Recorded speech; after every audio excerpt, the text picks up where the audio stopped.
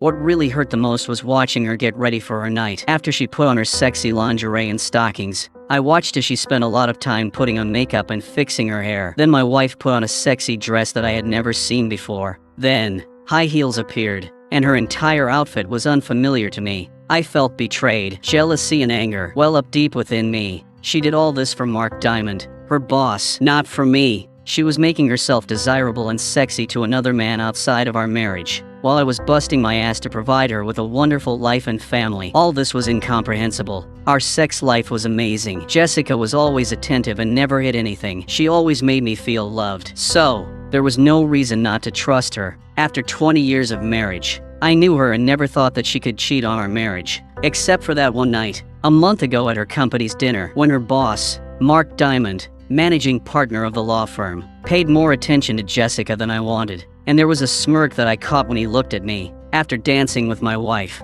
who gave me a hint. For some reason, I had a bad feeling. That was bothering me, and it got much worse when I told Jessica about it the next day. The way she stood up for him and tried to make me feel like I was overreacting confirmed my suspicions. Too many late meetings and missed lunches suddenly register as a red flag that I need to address immediately. The more I thought, the more furious I became. Jessica is Mark's personal assistant. Mark is the managing partner of a prestigious law firm. He is one of those guys who loves to flaunt his success with expensive cars, jewelry, a luxurious lifestyle, and his young trophy wife, Stella. She was a young 30-year-old, extremely sexy girl for whom he exchanged his ex-wife of 20 years. Mark likes to make jokes at other people's expense, and I remember him making fun of my work on one of our walks. You see, I sell screws and fasteners to large retail stores. It's not a glamorous job, but I made over $200,000 a year, which provided a good living for my family. I gave Jessica everything she wanted and was able to pay for our daughter, Sarah's college education.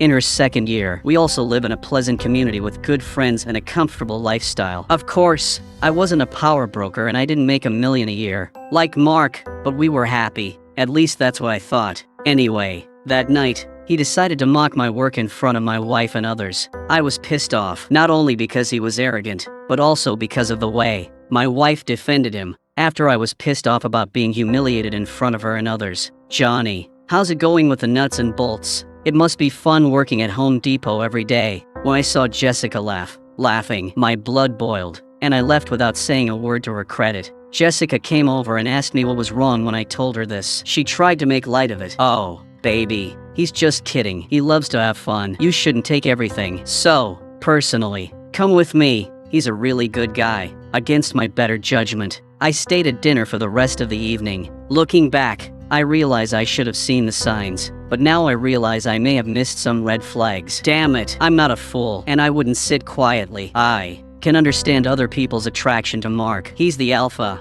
the big, strong, good-looking man, the wealthy partner of the firm, the one everyone wanted to be around, and Jessica was his closest ally at the firm, his valued and trusted right hand. Everything was going well. It didn't matter that he had a younger, sexier wife friend like Mark. He wanted it all, and laying claim to someone else's wife was definitely on his list. Well, over the next week, I acted quickly to find out if I was crazy, or if my intuition was correct. After 6 audio recording devices and 5 video cameras arrived, I began to implement my plan of action. The first video camera was installed in the smoke detector on the ceiling of our bedroom. The next 2 cameras were placed at different angles of the bedroom to capture the full view. I placed the rest in the master bathroom and living room. All of the camcorders had live streaming capability up to 8K, recording and wireless connectivity to a dedicated computer I set up in the attic, all remotely controlled via a phone app. Besides the video, the audio devices were unique. One of the audio devices was encased in a pen,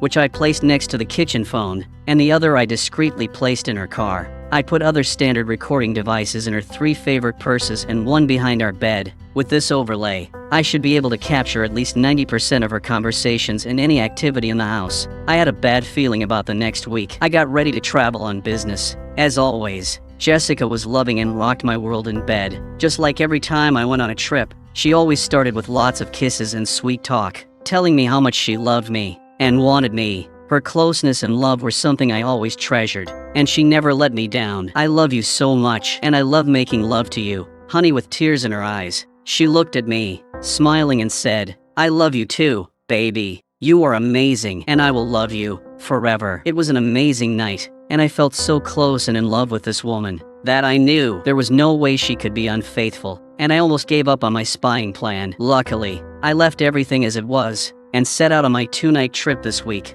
I wanted to give her enough time in case something happened. We kissed goodbye, and by 6:00 p.m., I was on my way for the 3-hour drive to the hotel. The trip allowed me to replay the last 6 months of trying to find something else to do. But, other than 2 scenes with her boss, that smirk, and his attempt to humiliate me, nothing changed and a smile appeared on my face when I realized that I was being stupid and paranoid. When I finally arrived at the hotel, I checked into my room and turned on my laptop, relaxing on the king-size bed. A few minutes, I checked my email for any work messages and then clicked on the link to the server in my attic to view the last 3 hours. I knew there wouldn't be much to see, but I needed to test the remote access system. I played the video at 3x speed until I saw my wife in the bedroom and then returned it to normal speed to enjoy watching my beautiful sexy wife making a phone call. What I didn't expect was the phone conversation with Mark an hour after I left the video. Camera captured the audio as I watched her lying on the bed, talking to her boss. I could only hear her part of the conversation as I watched and listened to the videotape.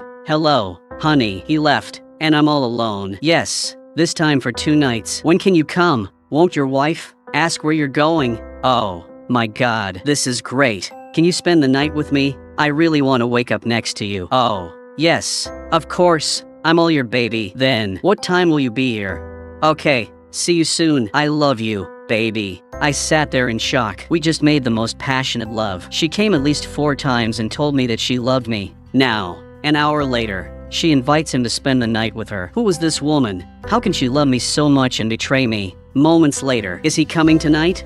For the next hour, I watched my loving wife prepare to meet her lover, while watching her shower, put on sexy lingerie, high heels, and makeup. After spending 30 minutes, fixing her hair was an incredibly painful and erotic sight. I always knew she was a sexual being, and when she dressed like that, she was a vixen. The problem was that she never dressed like that. For me, anger and jealousy raged in my blood. I realized that she was doing all this for Mark and not for her faithful husband. It was all too hard for me to believe. Did Mark come over tonight? Or was it just a misunderstanding? That last question was answered a few minutes later, when the doorbell rang, and I saw Mark walk into my house and kiss Jessica deeply in front of the video camera. In real time, I took a close-up of their kiss, which made me throw up for the first time that night. Wow, baby, you look amazing in that dress. I can't wait to rip it off your sexy body and make love to you all night, he said, looking over at Jessica with a wide smile. The exchange between them made me angry, but that anger turned into incredible pain when I saw her take his hand and led him into our bedroom. The pain got worse as I watched her undress him, and he stood there with that stupid smile on his face. He was a big man with a strong body and 6-pack abs. I watched this with jealousy, rage, and anger, but at the same time, I was somehow impressed by this. After the second bout of vomiting, I watched and listened to them have sex for the next hour. Obviously, I knew my marriage was over, and I shouldn't have let it bother me, but their conversation was the most painful part of the night. He started the conversation as they lay together in each other's arms. So, your husband is gone for a few nights. Okay, you'll be mine for the next 2 days. I'm so happy. You can stay the night, baby. You know, I wanted to wake up next to you for so long. I love being with you. Mark, yes, I will love taking you over and over again. All night, long while. Hubby works his ass. What an idiot. Be good, Mark. I love him, and he is a good person. Then, why do you let me have sex with you? Mark, you are the sexiest man. I know, and I love our sex, but we are both married, and we should just enjoy the time we have together. It makes sense. You give me more love and affection than my wife, or any other woman I have been with. For me, it's more than sex. I just love the way you make me feel. Jessica, this part really hurt because the love he was talking about was supposed to be just for me. But now, I realized that she shared her love with another man. I continued to listen and watch as they hugged, kissed and talked. Does your husband satisfy you as much as I do? Jessica, he's a wonderful lover. But, no, he's not. Like, you do things to me that I can't explain. I sat there, sad, hurt with a deep sense of loss. I turned off the computer and could no longer listen to this betrayal in my home and bed. After several hours of insomnia and struggling with my anger, I realized that there would be a lot of pain and revenge in my future. When I returned home, everything was fine, complete love and respect, as if nothing had happened. Jessica greeted me with a big hug and lots of kisses. She acted as usual, as if nothing had happened while I was gone. Instead of the love I had always felt for her, I now felt disgust and shuddered at her kiss. I did a great job as an actor and acted as normal as possible. I collected all the recordings and videos together, made copies to the cloud as a backup, and created an encrypted file on my computer. Over the next 2 weeks, I made sure every second Jessica spent with me counted. I kept her busy and didn't give them any opportunity for quickie or late-night sex. She even asked me when my next trip was planned. They clearly wanted me to leave. And one morning, I overheard their conversation while she was driving to work. "When will your husband leave town? Again?" "I'm not sure, but I'll find out. It's got to happen soon, baby." Knowing this, I planned the trip for one night to make sure he would come while I was gone. The plan was taking shape that same evening while I was watching a movie on TV. My cheating wife asked, "Darling, when is your next trip?" I tried to control my anger and replied, "Honey, are you trying to get rid of me? Do you have a secret lover who comes when I'm not there?" I said in a joking voice. She didn't lose her rhythm and didn't show any signs of guilt. "Do not be silly. I like it when you're home. I hope you don't have to leave. And I'm wondering if your travel has been cut back." "No. Sorry, honey. My job still requires me to travel." "Yes, I have an evening appointment next Tuesday, and I'll be back sometime on Wednesday," she said in a convincing tone. "I hate it when you leave. I wish you didn't have to travel like that. I miss you so much when you're gone." Then she came over, hugged me, kissed me deeply, and made me feel more love than I can explain when I realized that she was giving the same love to another man. I wanted to scream and throw her to the floor, but I kept my appearance and continued to work as usual. Knowing that next week, my plan would be put into action on Tuesday, I packed up for the trip, and Jessica and I had our last session of lovemaking after tonight. There will be no more us. She kissed me wonderfully before I left that night, and I wondered if she had seen the sadness in my eyes. When I looked at her one last time, I saw her expression change and I wasn't sure what she was thinking. Instead of leaving town, I returned to my office and parked my car. I then returned to my desk to work late, which was not unusual, and the few people who were there never questioned my arrival at approximately 7:30. The video camera turned on as Mark entered my house and tenderly kissed my soon-to-be ex-wife. Again, it was showtime. Disabling video camera. Using a phone app. I put my cell phone in a drawer because I didn't want the GPS to follow me during my trip. I quietly left the office, went to the trunk of my car and took out a full-holding electric bike. The electric motor allowed it to reach speeds of up to 30 mph and a range of up to 50 m on a single charge. On a black hoodie, looked around to make sure no one had noticed and went on a 12 m trip back to your home. My idea for the bike was stealth.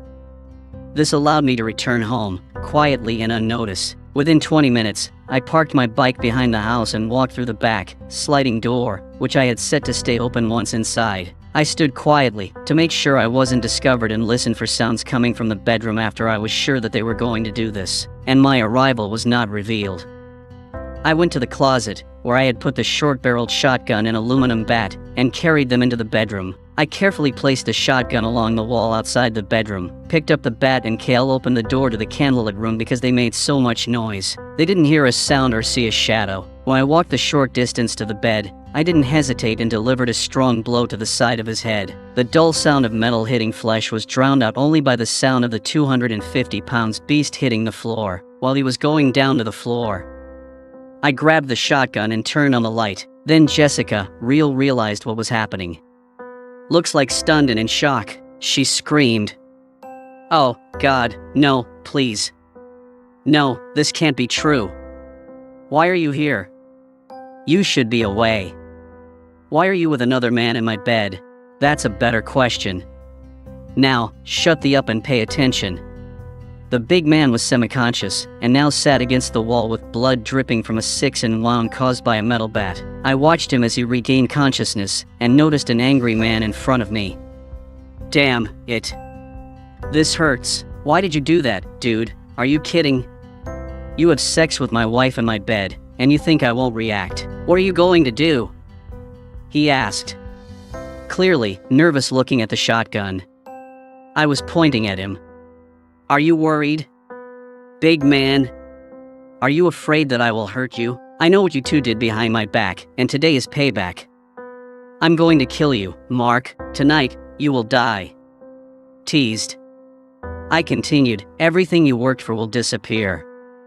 I hope it was worth it. Dude, if you kill me, you're going to jail for the rest of your life. To hell with this.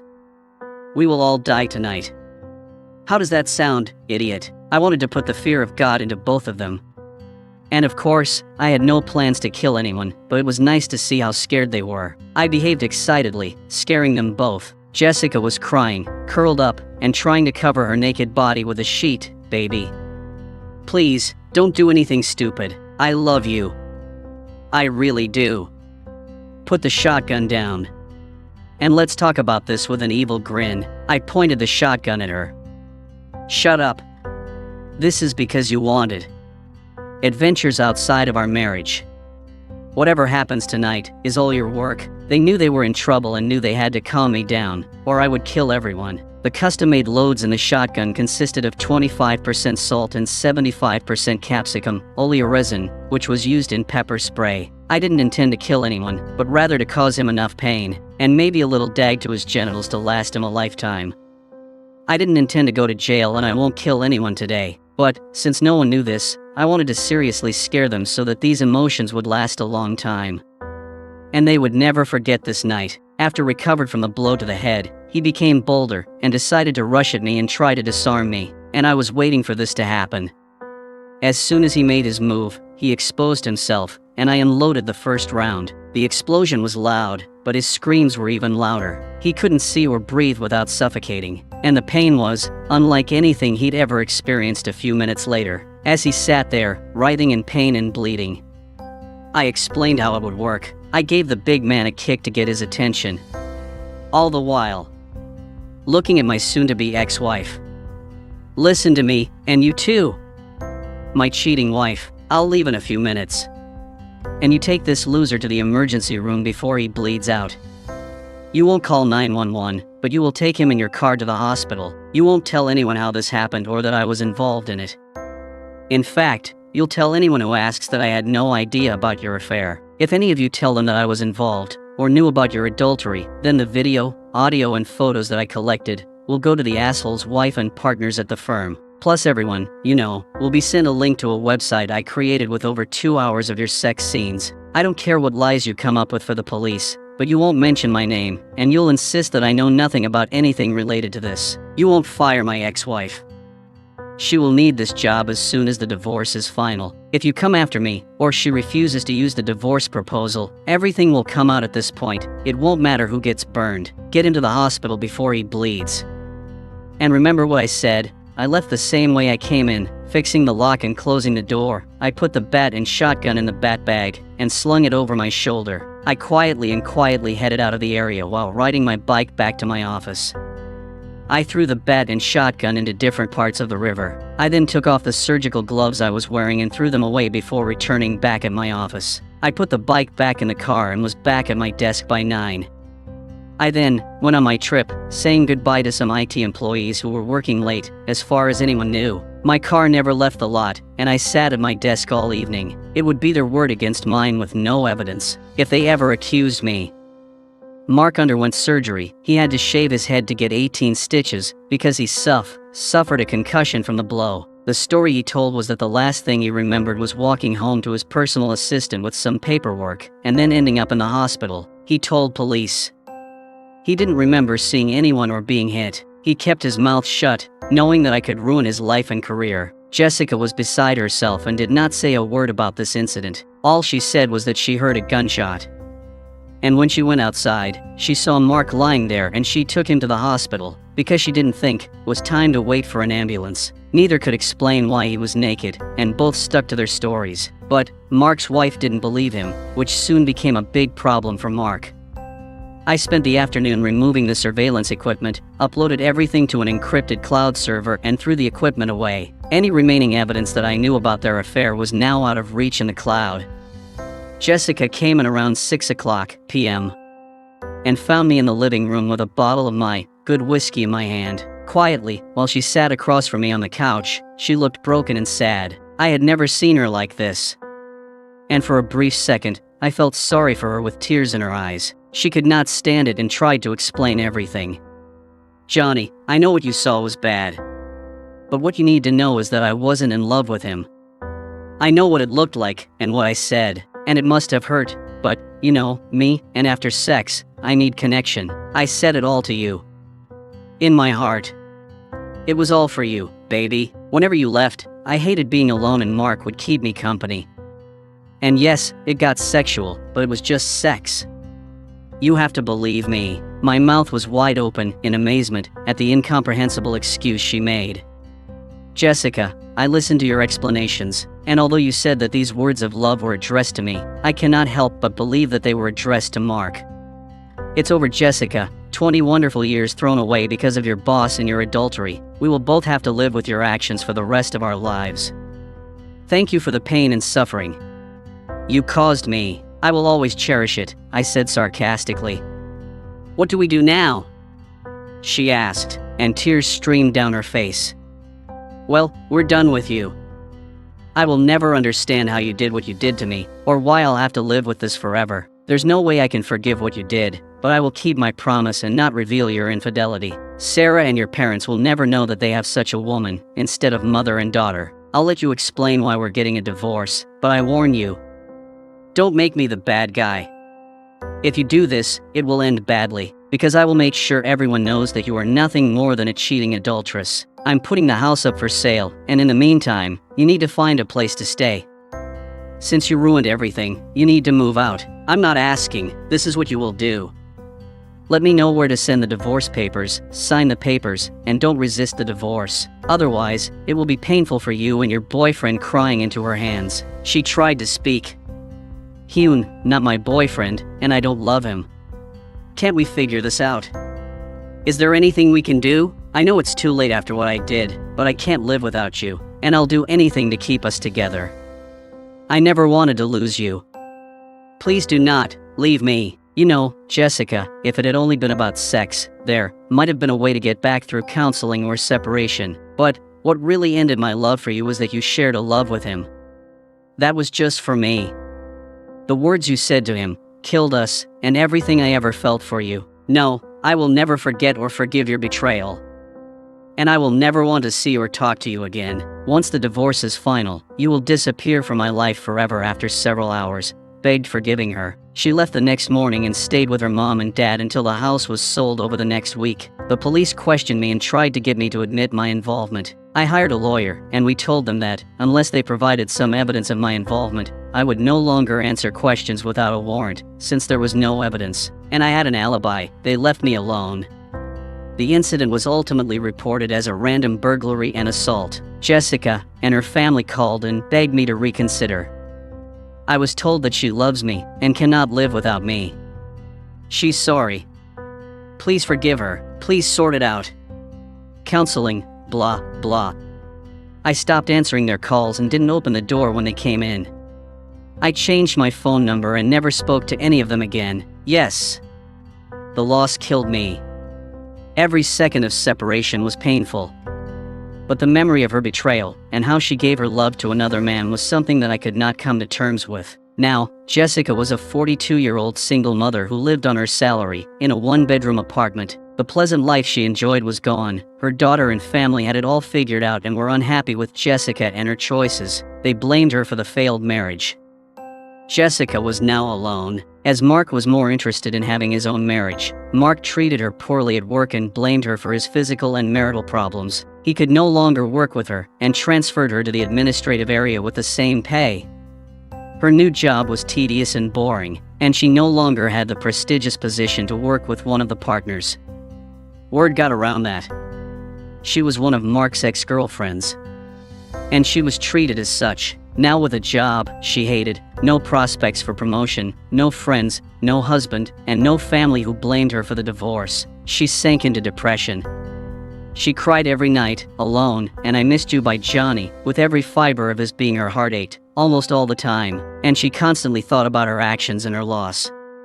Sarah tried to help her mother, but there seemed to be no turning back, and she watched her lose weight. Jessica ate poorly and drank a lot. Every evening, she refused to take care of herself, saying that without Johnny, she had no reason to worry anymore. When Sarah turned to her father for advice, he sympathized with her situation but was never able to come to terms with the betrayal, and never spoke to Jessica again. Stella really pulled it all together and made Mark's life a living hell. She forced him to move into one of the guest rooms, and he paid dearly for his infidelity. Stella eventually began dating several younger men and kept Mark around to pay all the bills. She agreed to be by his side, like eat candy at corporate events or business meetings, but they lived separate lives. Mark will never have sex again, and he will never have a woman he loves for the rest of his life. He will remember how and when his whole life changed, and all because of his desire to take someone else's wife. His anger towards me was epic, and he wanted to hurt me in the worst possible way. But nothing happened for months later that year. I was with my workmates for a drink when I was attacked and beaten outside the bar until my mates came out to help. The attackers left before the police arrived, and I spent 2 days in the hospital with broken ribs and 20 stitches. I believe they wanted me dead, and if it weren't for my friends, I think they would have succeeded. I knew that this was revenge for Mark, and I was not at all surprised. 6 weeks later, I felt much better and called Mark's office. "Mr. Diamond, please," I said to his secretary. "Sorry, he's at a meeting. Can I accept the message?" "Yes, please tell him to meet me at 1 o'clock this Friday at the French deli across the street." "I'm sorry, sir, I don't make appointments with Mr. Diamond. Just give him a message. Write it down: Friday, 1 p.m., French deli. Be there alone, Johnny. Just give it to him, and he will understand what it means." "Thank you." I was sitting at the table, facing the door, walked in alone. He saw me and came to the table. "Sit down," I said. "What do you want?" I ignored his outburst and said, "Thank you for coming today. Your people did a good job with me, but unfortunately for you, they didn't follow through because you did not heed my warning of any revenge against me or my family. You forced me to act." I handed him a folded piece of paper and said, "Here is a link to a website that is currently created just for you. Don't bother trying to shut it down, as it operates from Syria with 3 backup servers in different locations. It is untraceable. I mean, you're screwed. Check it out. When you get back to your office." I erased Jessica's face because she shouldn't have to pay for your sins. She's already suffered enough. Now, after you look at the website, I want you to think about how your firm will perceive your actions, how your wife will react, how your children, friends and family will feel after watching a 2-hour sex video. I plan to post it on several popular porn sites along with your name, profession, address and phone number. His anger grew. "Look, you've already ruined my life, and I'll never be the same sexually again. Just stop it, or I promise you, we'll disappear. That's why we're here today. Mr. Diamond, I want to put an end to this. You took away from me the most precious thing in my life, my wife. You've ruined our 20-year marriage, and I can't let you go free. I risk being killed, as you put it, but I intend to avenge the beating your people gave me." "Okay, calm down. What do you want?"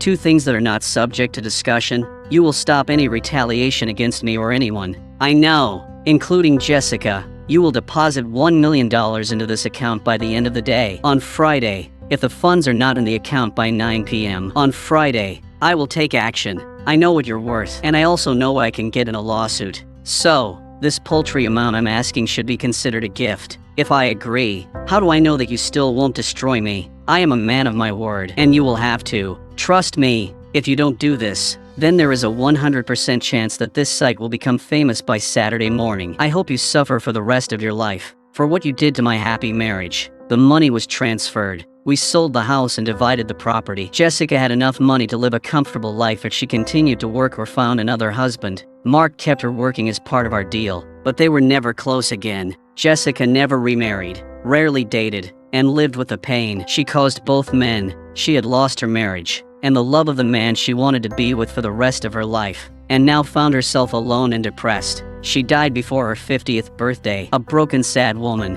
Only her daughter was present at the ceremony to scatter the ashes. Joni continued to work for several more years and roared to a small town on the loan. He married a nice woman who liked him mentally and sexually, but he could never replace the special love that only Jessica could give him. He never spoke to her again and only heard about her from Sarah, whom he adored. They talked every day and remained close, but Sarah rarely mentioned her mother because she knew her father still loved her and did not want to awaken his pain. Jessica's death saddened him,